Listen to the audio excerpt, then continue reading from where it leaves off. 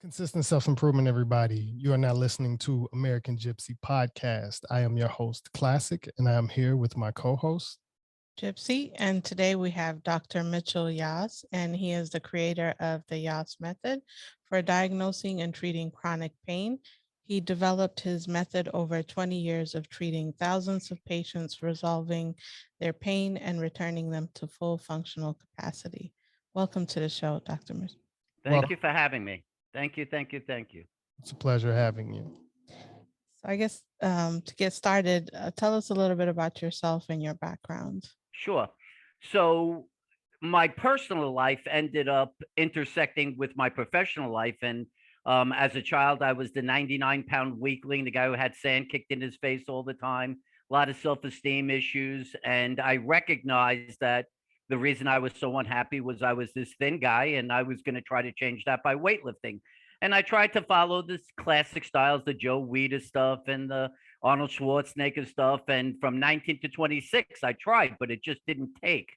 And then at 26, I had remembered that I had taken a high school physics course and recognized that weightlifting really is just moving weights, which are force vectors. And if you apply fulcrum arms and levers and all these physics type processes, you could actually learn how to optimize your ability to move the weight. And so over the next 4 years, I put on 40 pounds of muscle. I went from 160 pounds to 200 pounds.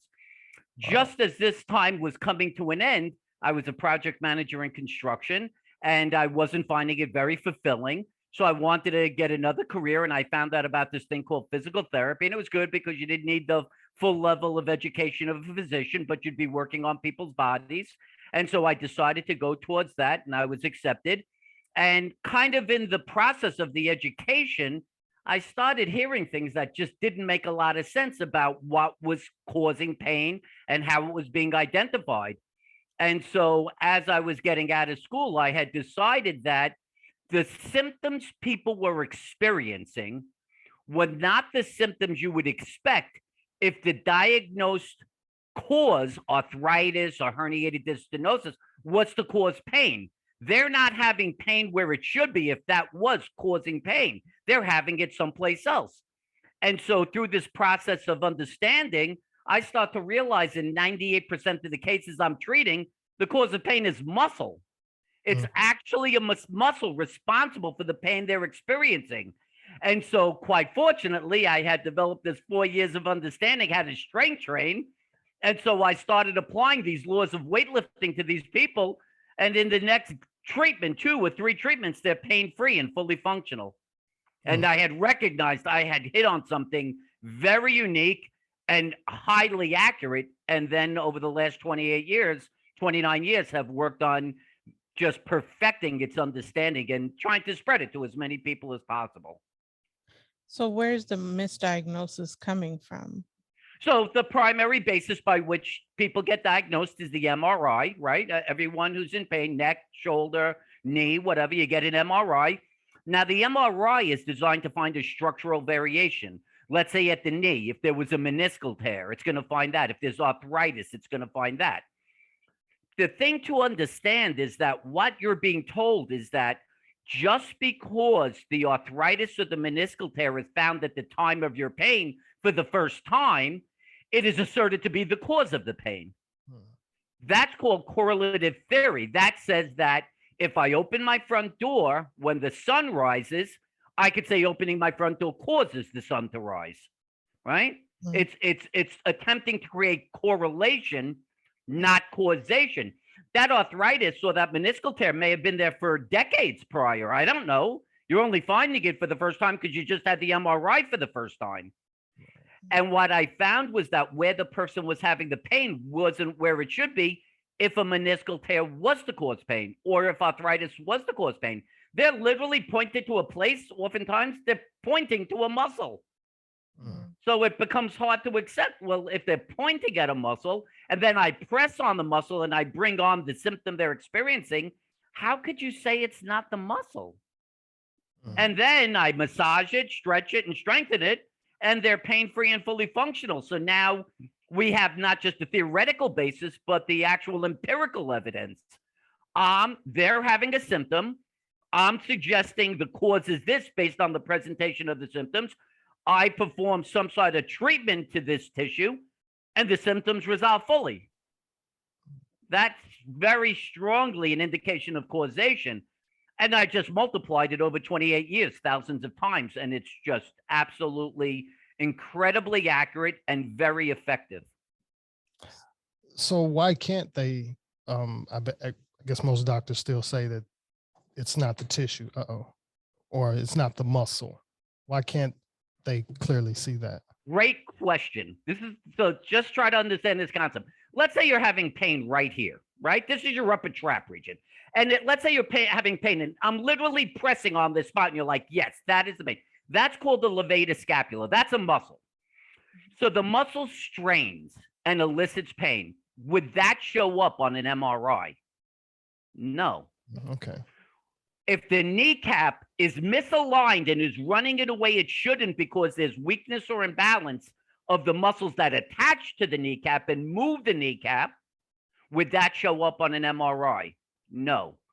If you have numbness in your hand after you've slept on your shoulder because a muscle in the rotator cuff has strained and referred symptoms to your hand, does that show up on an MRI? No. If a muscle in your butt strains because you're having weight-bearing issues and impinges on the sciatic nerve and creates sciatica, does that show up on an MRI? No. So what I've shown is those four mechanisms of causing pain muscularly account for 98% of the cases of people having pain. So the cause, which is muscle, can never show up on an MRI, but structural variations, whether causing pain or not, always show up on an MRI. So that's the confusion. How do you identify the muscle pains? I guess. Good. So let's talk about, say, this muscle again. We're going to go back to this muscle. Okay. Let's say that the muscle's strained. One of the things that might happen with the muscle straining is it's going to shorten. Well, since it's attached to the shoulder blade on this side, if it were to strain and elicit pain, you might end up having your shoulder higher on that side. So an indication of a muscular cause is altered posture. So let's say someone's having pain in the lower back region, kind of centralized, could be off to the side an inch or two from their spine. But you notice they have this excessive arching in their lower back, really extreme arch. Is someone going to be willing to say that possibly there's a connection between the pain being experienced and the altered posture? And the answer is, well, they're happening at the same place at the same time. So can't we suggest that maybe there is a connection? And the connection is that you have shortened lower back muscles due to an imbalance somewhere else, and it's causing excessive arching, and the muscle can't support the weight of your torso, so it's straining and eliciting pain. So altered posture is a clear corroborating indicator as muscle as the cause of pain. Another indicator might be the way you move. So movement is the result of muscle contraction. So if you limp in a certain fashion, or you move your arm in a certain fashion, that has to be seen as a corroborating indicator that the tissue in distress creating your pain is muscle. And it helps you to identify which particular muscles are responsible. And then through targeted strength training, you resolve the cause of both the symptom of pain and the altered posture or movement pattern problem. Okay. How does this have a relationship with like chiropractic medicine or practice? So first off, the Yass Method is something I created. I have a doctorate in physical therapy. It was after I got through my medical education that I recognized that the push is always towards X-ray and MRI findings, and that the presentation of symptoms is telling me it's muscle. The chiropractic concept still falls in, even though it's outside the classic medical system, it still falls into the idea that for you to establish a diagnosis, you need an X-ray or MRI. Okay. So any medical specialty that requires diagnostic testing to identify the cause of pain is basically inciting that whatever structural variation is identified, it could have been there for decades. I'm going to say that's the cause because it's identified for the first time while you're having pain. Even when the presentation of symptoms could say it's clearly a muscle creating that pain and presenting the other corroborating symptoms. That's where the problem lies. So what are some common pains that you've helped treat? Well, basically anything from migraine headaches to foot pain. There's not one area that I haven't. And so let's just see if we can talk a little bit about the historical aspect of chronic pain, because I think this really is a key to people understanding why you probably do want to think this is muscular. So chronic pain never existed in the history of mankind. It's never existed. It only began to exist after the middle to late 1980s. Why did chronic pain begin at this time and only this time? Well, the middle 1980s was the advent of high levels of technologies, computers, automation, telephones, laptops, things of this nature. So if you ask today, what's the number one job in the world? It's IT, right? Information technology. It's relating to computers. There are people who have to create the software for the computers. There are people who do security on computers. Jobs which used to be done manually are done by computers. So as a result of this, you would see that after the middle to late 1980s, the types of jobs being performed, the recreational activities, everything is now being done through computer or automation. And as a result, it's made people more susceptible to straining their muscles when they do go on and try to do an activity. Another factor in that is that, well, if you're doing all this type of computer work or on your phone, you're sitting a lot more, right? Well, sitting is an activity that requires muscles to be at a very awkward length and could make them strain. You could strain muscles not just because you overuse them, because you could overstretch them. So that's another component of this. So what you saw was prior to the middle to late 1980s, we saw the only people who really complained of chronic pain were old people, retired people. And they would call it rheumatism. And they would describe the fact that after they retired, they would have this pain, right? But what was unique about that? After retirement, what happens? You stop moving, right? Same concept. So what do you see happen after the middle to late 1980s? The age of people suffering from chronic pain plummets from the 60s to the 90s all the way down to the 20s.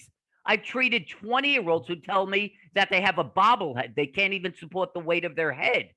So you create this massive, massive population of people now suffering from pain, not chronic pain, just pain. And now they're going to seek care. Well, part of that increase in technology was what? The advent of the MRI, which prior to this, herniated disc stenosis, arthritis, they couldn't be identified, but now they can. So the person's entering this gigantic population all the way down to the age of 20, and they're using a technology that only finds structural variations to justify the cause of pain. So they're going to treat those, even though the cause was muscular. Well, if you constantly have a muscular deficit, you don't identify it, resolve it, you're going to continue to strain and elicit pain. That's what leads to the chronic pain epidemic that we've had for over 40 years now. Wow. Misdiagnosis. Yeah. Sounds like it's a pattern in the medical industry. So I want to make it very clear. I'm not attacking anybody. I'm just a science guy. I am a logician. This is where my logic was directed. This was my second career, and I only see things from a logical perspective. I don't see things as medical or not. Things are just either logical and make sense or they don't. Right. And I went to medical school like everybody else, and I think that it is very common for the human to go to school and assume that what they're being taught is correct. And it's been taught the same way all this time. So just accept it as fact and treat based on that. And I don't necessarily think you can blame anybody for that, right? I mean, I think it's hard to blame somebody for that. I guess my concern is when The failure rate for back surgery is something like 70 to 80%.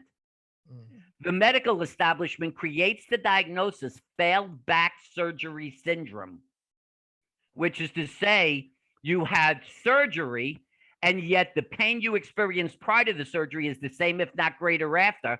So I'm just going to say, I don't know why you're having that after I gave you the surgery. So I make a diagnosis of failed back surgery syndrome. The word syndrome implies a group of symptoms without an understanding of its cause, right? Then what happened shortly after this chronic pain epidemic? You got the opioid epidemic, right? That came in the middle 1990s. Why then? Why did everyone start? Well, because you had this massive population that suddenly were in pain. We can't resolve the cause because we can't identify the cause properly. So we have to do something to what? Try to mask the symptoms. And who comes through for that? Well, clearly the pharmaceutical industry. This is their opportunity. They have this massive, massive population that has never existed before. And they're looking for a way of masking symptoms. Okay, well, we'll create opioids. Makes a lot of sense. Yeah. When you see things from a chronological perspective, things don't happen arbitrarily. Things happen one on top of the next on top. It's reactionary. Life is typically reactionary. And so someone first has to say, well, why chronic pain? Why now? And what are the reasons behind that? And if you can't get to that, how do you resolve the chronic pain epidemic? If you can't understand its etiology, how do you resolve it? How do you address it? You don't. And that's what you see 40 years down the road. The number of people suffering from chronic pain, just to put this in perspective, 130 million Americans, that's 1 out of every 3, 1 billion people worldwide, 1 out of every 7 people in the world suffering from chronic pain. And the number has never gone down over the past 40-something years. Something's wrong, right?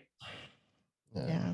Even me, I personally had an MRI before, and they've told me I have a herniated disc in my lower back, basically. But it's a place that always needs massaging. And I know the chiropractor was basically like, you need to lose weight. And that was his solution. Well, I'm not necessarily a fan of that. I don't think that's a justification.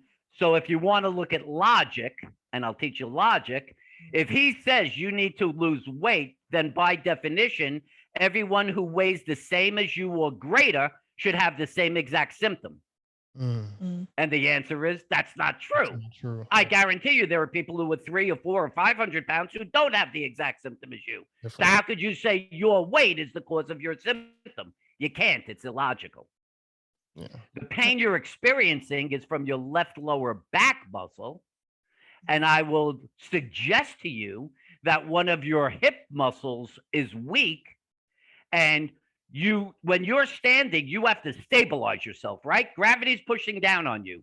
And muscles have to push up against gravity or you fall down on the floor, right? So you have muscles that push up to stabilize the pelvis. And you have muscles that stabilize your torso. And if the muscles that stabilize the pelvis are weak, the muscles that stabilize the torso are going to have to compensate, and they're going to have to work harder than they were intended to, and they're going to strain and elicit pain. So if you have pain on one side of your back, I can almost guarantee you one of your hip muscles is weak, and that lower back muscle is compensating. And actually, this is one of the great lessons to understand is that in more than 99% of cases, the cause of your pain, the actual tissue responsible for your pain, is not where you're experiencing your pain. Although your left lower back muscle is straining, it's straining to compensate for another weakened muscle somewhere else. In this case, I would suggest it's one of your hip muscles. So you got to learn, quite simply, which muscles are weak, strengthen those, and then you don't have lower back pain ever again, as long as you sustain your strength. You never have it again. You don't have to go for an adjustment. You don't have to go for a massage. You don't have to go for a doctor. You don't have to take medication. No epidural nerve block. No opioid. You just sustain your strength. Strengthen your muscle. And you never have pain again. Yeah, that is interesting because when I was working out consistently it did get better. And so that would make sense. In the past 2 years, yeah, the You workout, got it. the workout hasn't been consistent in the past 2 years. And I guess They closed the speaking gym. of so- that, have you seen a difference in chronic pain in your people that you've been treating over the past 2 years that you didn't see before? Sure, definitely. There's no question. Geez, even so, over 36 years, I put 60 pounds of muscle on. I went from 160 pounds to 220 pounds. And I live in Florida, and for about a 4 to 5 month period, they closed the gyms. Mm. And it was, for someone like me, it was horrible. It was horrible. I don't ever miss. And to be forced to miss was just terrible. I definitely weakened over that period of time. There's no question now at my weight and my size, it's not going to lead to pain, but certainly the inability to strengthen definitely allowed. And I mean, I hear a lot of people talk about this. They call it COVID weight they put on.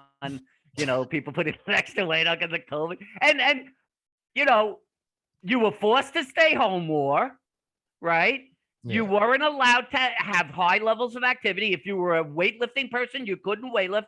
I mean, it's, you know, it's not that bad a way of putting it that you may have put on some extra weight because of it. So Yeah, definitely strengthen your self-discipline because you had to keep that up during that time. And if you didn't have that, if you don't have access to the gym, it's, I mean, even if you have the right mindset, it's terrible. They shut that down, man. They shut that down nationally.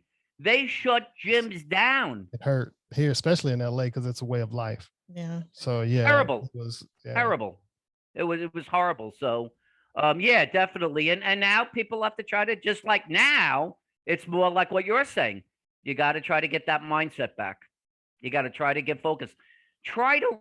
What I want people to understand about exercise, strength training, is I really kind of want strength training to be perceived as a way of life. It's an element of life. Yes. So everybody brushes their teeth, everybody showers themselves and showers their hair and cleans their hair and tries to eat the best they can. Why can't we get strength training culturally to be perceived as a way of life?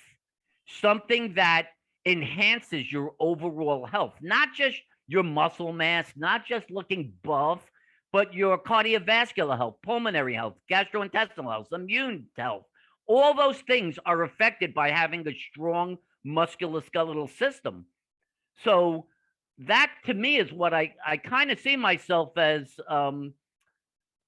Johnny Appleseed. I like to spread the message of strength training, not just in terms of resolving pain, but the overall systemic value for it. It's just so good for you. You know, they used to say that weightlifting, strength training is the fountain of youth. I believe it fully. Yeah. I really do believe it. At any age, you can start any age. So what are some tips that you feel as far as exercises that you think are at least just maybe top 5 that you feel is a part of life in general that you should keep, at least do, besides walking and stuff like that? Well, see, that I was about to say, you just beat me to the punch. So if I said everybody on the planet, what's the best thing you could do yourself? Everybody would raise their hand and say walk. Right? Everyone thinks walk, but that's really not true. Okay. Because let's say that you're having back pain, and let's say that you're having knee pain or ankle pain, and the reason for that is that your front thigh muscles, your quads, are overdeveloped compared to your hamstrings because of the fact that you do everything in front of you. You stand up and sit down in front of you, you walk, you climb stairs, everything is done in front of you. And if you've done this to a point, you could actually cause this imbalance. Now, your quad attaches to your pelvis on the top and attaches to the knee on the bottom. Well, if you continue to walk, and do nothing but to counterbalance the strengthening of the quad without the hamstring, your quad is going to shorten and it's going to cause you to arch your back excessively. You're going to be leaning forward all the time, and you're going to have massive knee pain every time you try to sit up, stand, try to go upstairs. So walking more when that happens isn't the answer. It's actually making things worse. Okay. So To me, if you want to say what's the best thing someone could do for themselves, it's achieve balance of muscle, front to back, side to side, top to bottom. Okay. And the concept here is that if you were to look at me from the side, what I'm looking for optimally, if I took a line down my body, I want to see my ear, my shoulder, my hip, my knee, and my ankle all in one perfect alignment. When that's happening, my body is perpendicular to the ground. Which way is gravity pushing? Perpendicular to the ground. So it means my skeleton is in the way of gravity and it's keeping me up. It doesn't cost any energy for your skeleton to work, right? So when you're in that proper alignment, you're being very energy efficient in life and your skeleton is doing what it was designed to. Then what it also does is it keeps the joint surfaces of each of your joints in perfect alignment.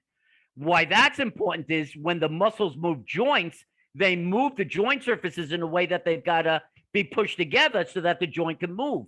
Well, the more congruency there is, the surface areas, the more muscle can apply force to it without it becoming over excessive and straining or irritating the joint surfaces. So by having muscle balance, you maintain perfect congruency of joint surfaces. By maintaining balance of muscle, you also maintain the optimal length of your muscles. So your muscles will be at the optimal length so they can create the optimal force. So now all your activities are done at the most advantageous ability. So you have the less chance of injuring yourself. And to be honest, the most enjoyment in doing your activity because you don't have to worry about hurting yourself. That's why the essence of balance, and people talk about this, I mean, in other esoteric concepts, mind, body, spirit, right? We could talk about carbohydrates, proteins, fats. Balance is an essence of life. It's where people are their happiest. It's where just peace is found. Yeah. So in terms of the body, that to me is the best message I could describe to people as a general rule. If you can make your side to side muscles, your front to back muscles, and even your top to bottom muscles equally strong, you have your best chance for musculoskeletal health and the best chance to limit injury and to function optimally. I've heard there's benefits to like walking backwards. That's the idea of offsetting the natural imbalances that develop walking forwards. So if someone wants to, let's say you're walking on a treadmill and you're going to walk 20 minutes forwards, I wouldn't disagree with you then turning around and walking backwards, say 10 or 15 minutes. Okay. At least something to offset the muscles in the front of the body from shortening.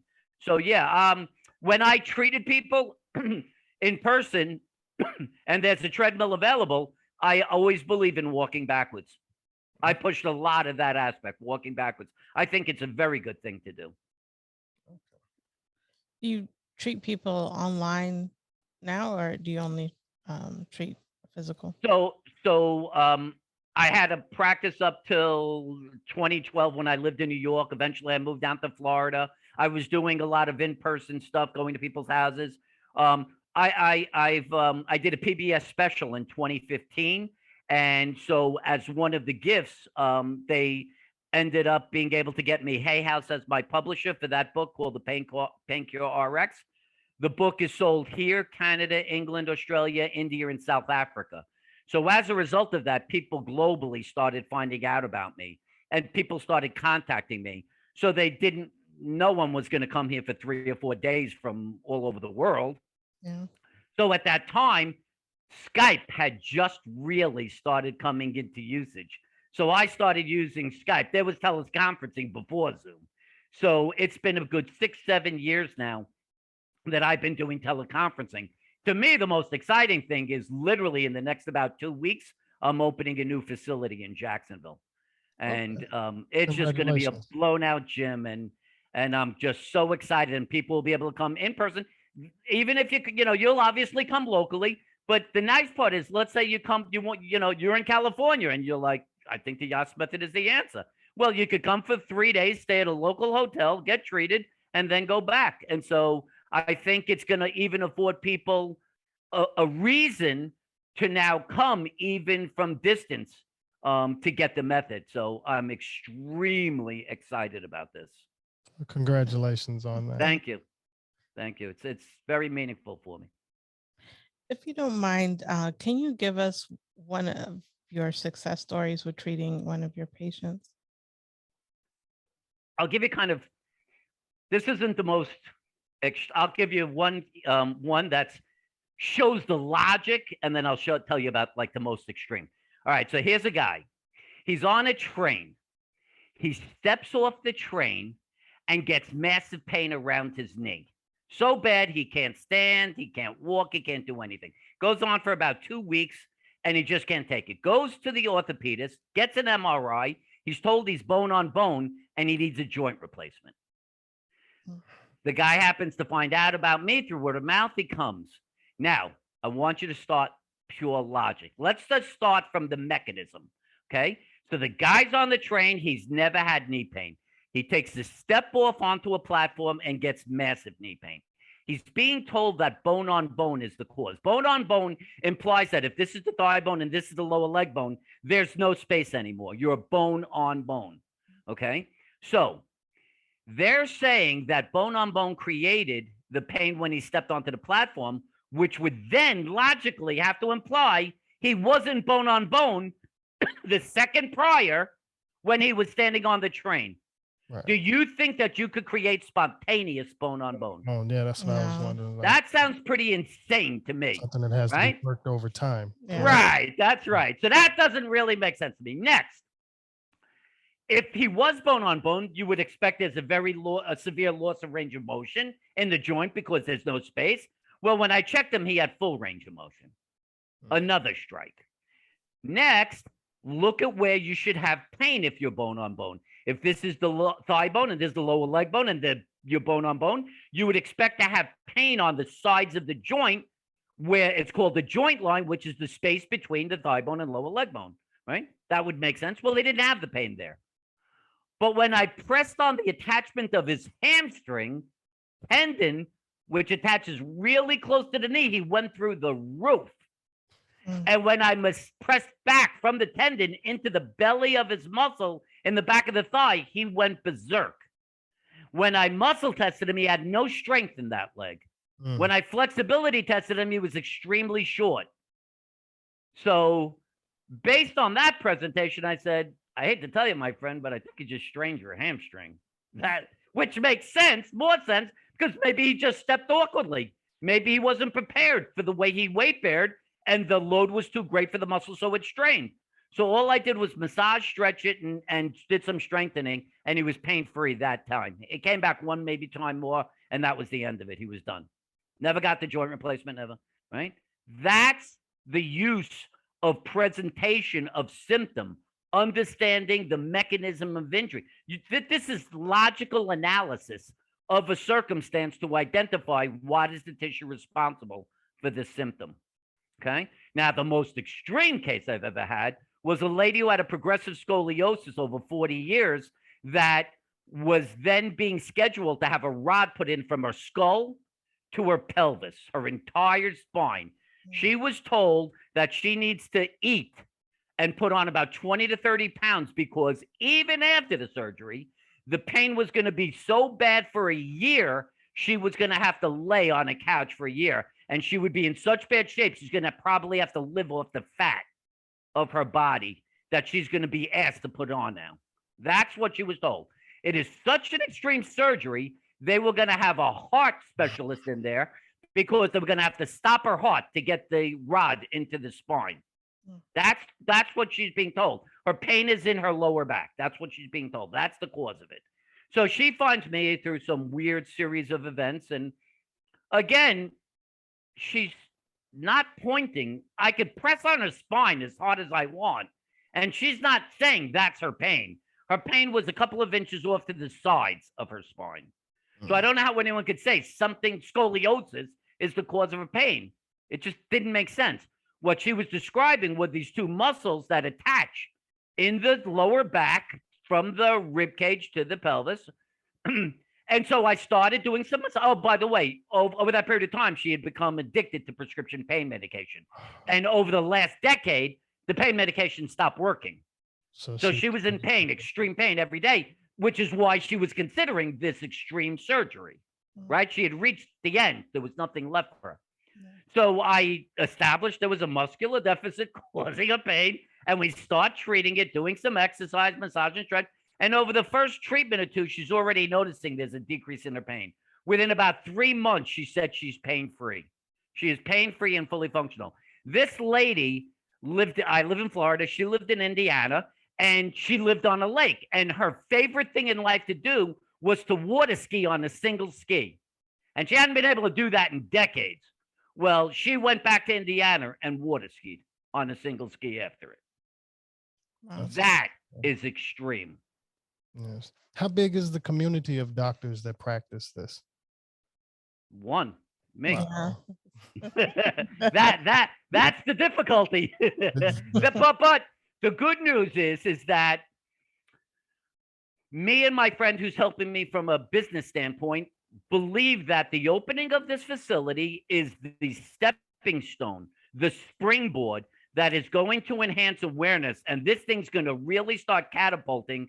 And we will need others to be trained. And I've already created a certification program so that people could be certified, at least in the Zoom aspect of it, so that wherever you are in the world, there will be a practitioner available for you to get the proper evaluation and treatment through Zoom. It'll take a little bit longer in the in-person stuff because there's stretching and massage involved, and that you have to be very careful with. But we are beginning to prepare for what we think is going to be an onslaught. I guess another question that kind of jumped up. How has it been with with pregnancy, pregnant women and having muscle issues and with this? Okay, good. Another great question. So I had this lady. Everything I'll tell you is empirically based. I don't make anything up. There's no hypotheticals here. After 28 years and thousands of people, I've pretty much seen almost some weird thing in almost every regard. So I have this lady and she's pregnant. She's only about 4 months pregnant, 5 months pregnant, something like that. But she has sciatica. Very, very common. Very common for pregnant women to have sciatica. Why? Because with the fetus growing in the belly, it creates an eccentric load, a load that's in front of you. That means that that's going to have to be supported somehow. So how is it supported? Muscles somewhere in the back of the body. Where in the back of the body? In the gluteal region, right where the piriformis muscle is. And the piriformis muscle sits very close to the sciatic nerve. So if the piriformis is to strain in supporting this eccentric load, it can thicken and impinge on the sciatic nerve. That's why sciatica is such a common thing for pregnant women. Now, this is the bad part about this. Pregnant women can't take medication. So if you had sciatica, right, they'll give you an epidural nerve block, they'll give you opioids, they'll give you antidepressants, they'll give you lots. But pregnant women can't take anything. So what does that lead to? You know what the scary part is? It's bed rest. So if you're having sciatica and you're pregnant, you are told you have to be on bed rest until the extent of the pregnancy is over. That's like a freaking death sentence to a pregnant woman. She wants to embrace this experience, right? And with her spouse. And I mean, come on, man. To tell someone that they have to lay in bed until they give birth, it's insanity. So this lady was having that, and because I understood it was muscular and I knew which muscles, I was able to have her do isolated strength training, which is the type of training I develop, which is where you're working one muscle at a time. You're in a very stable circumstance. We're applying the right amount of resistance, just enough to cause the muscle to adapt and get stronger, but no one's going to strain. No one's ever strained in the 28 years I've been doing this. And so I was able to resolve the sciatica, but here's the best part. She was able to kneel and literally get down to the floor and stand up again without any problem, being pregnant all the way. It was up to like the 7th or 8th month. And the funniest part of the story is she told me she couldn't do that before she was pregnant. Wow. Wow. Just think how sick that is. She's 8 months into it, and now because she's controlled her muscle issues and strengthened herself, she can now get down to the floor and get up in a way she couldn't even before she was pregnant. So it's very, you can see, obviously, I get very exuberant, very excited.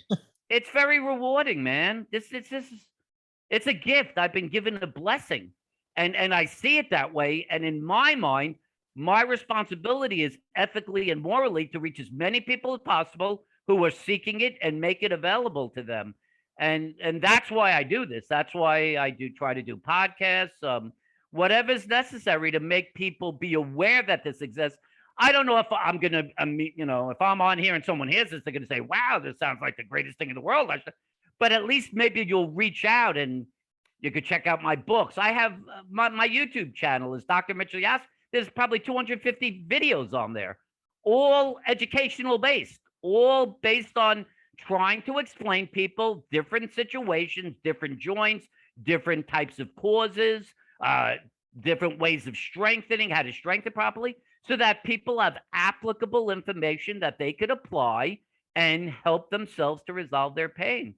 So it's many people have jobs and careers. I'm on a quest. I'm on a life quest. That's the way I would describe this. Yeah, and the human body is amazing. So, just to figure out some of the hacks or even just the things outside of, medicine, because I'm not really big on, medicine or big medicine. I take a BC powder if I have a headache at the most, but I rarely ever get sick. And like I Right. said, I've never been big on medicine or just going to the hospital or anything like that, or taking anything over the counter just for anything like that. And I try to stay rather fit. I'm just turned 39. So Okay, great. yeah. So Yeah, I would just make one point about that. The medical establishment and the pharmaceutical industry and the healthcare industry want to make you think that they can provide you health. They don't provide you health. There's only one person who can provide you health. That's you. Right. And I always try to describe the 4 pillars that lead to health. That is strength training, proper nutrition, and you notice I don't say diet. I said proper nutrition, sleeping properly, and stress reduction.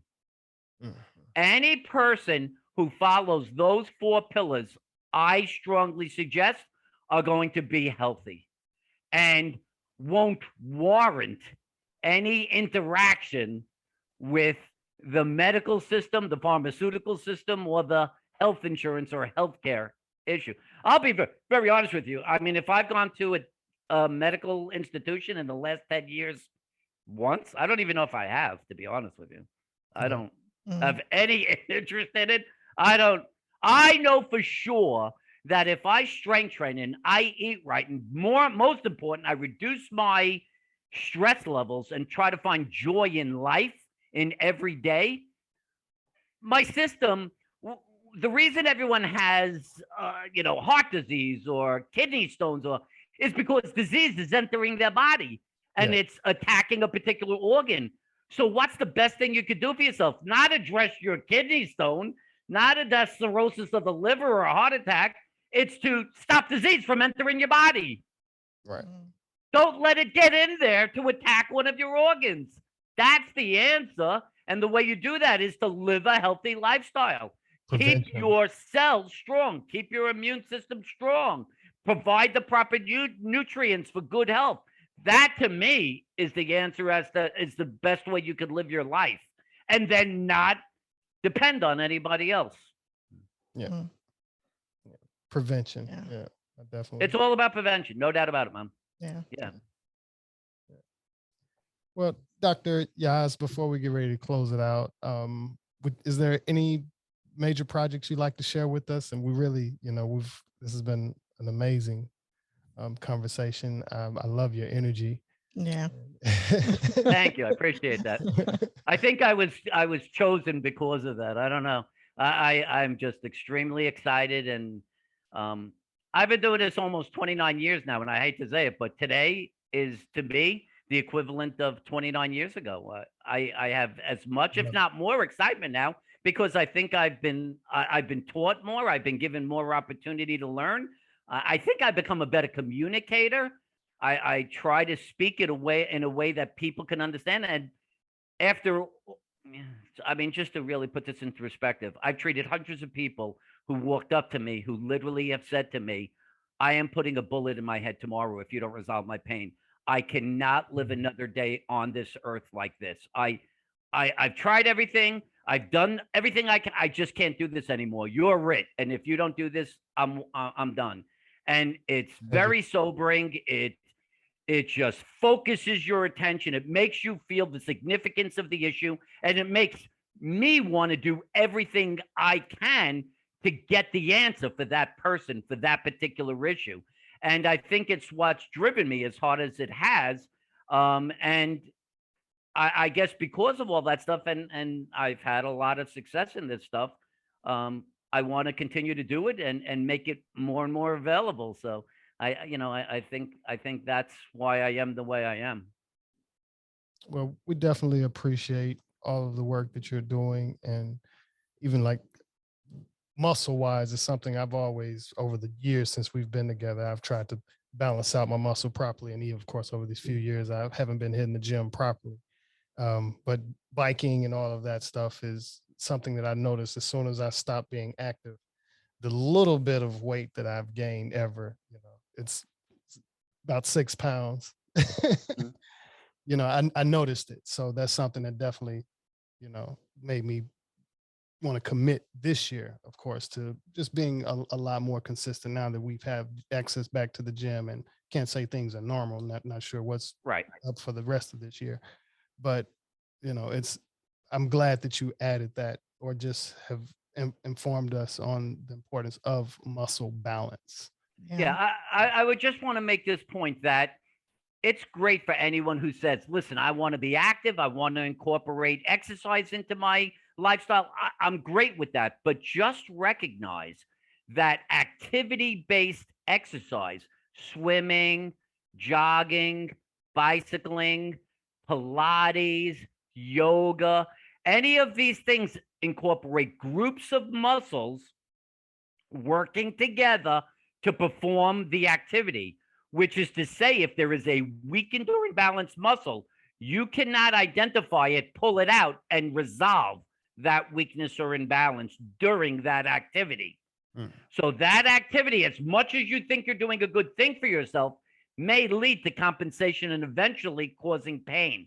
Even though you have the best intentions, you just don't understand that doing that activity could be harboring and sustaining weakness or imbalance. So my position to everybody is see isolated strengthening as the core of everything you do in life, and recognize that if you're going to strengthen your bicep, you better strengthen your tricep.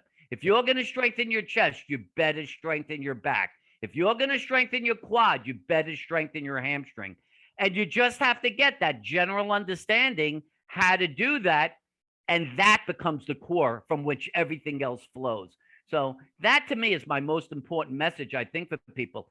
Congratulations on wanting to incorporate activity and exercise into your life.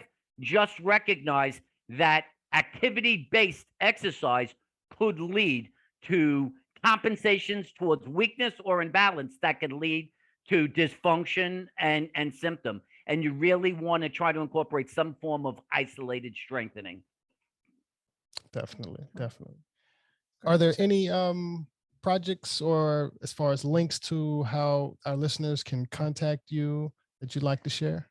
Sure. So the main project right now for me is just getting this facility open. But in terms of reaching me, you could reach me by email at drmitch@mitchellyass.com. It's drmitch@mitchellyass.com. I have my website, which is kind of easy to remember. Live Without Pains. It's plural because everybody doesn't have pain anymore. They got many pains. So livewithoutpains.com. And there's a contact us button on there. If you want to schedule a Zoom session, you could do that on your own on there. You pick the day and time that you want. The session's a videotape. You just need a resistance band and a chair. It's real easy to do those. So those are the two primary ways of reaching me. If you want access to learn more about the Yass Method, I think the best way is the YouTube channel. Search Dr. Mitchell Yass. go on the channel, 250 videos of every type of description, understanding, and it's free content, which makes it even better for people. Nice. We appreciate that. And for the listeners, everything Dr. Yass mentioned will be in the description. And for the podcast, you can find us at americangypsy.com. And we also have consistent self-improvement merch at luamli.com. And thank you again to our listeners. You also can find some music, some of my music under Classic Carpenter, KLACCIKCARPENTA. And that's on Spotify, iTunes, Tidal, YouTube, and all major platforms. Thank you again for listening, everyone. Thank you again, Dr. Yass, for your time and consideration and coming to talk to us. And consistent self-improvement to everyone. And Peace. peace.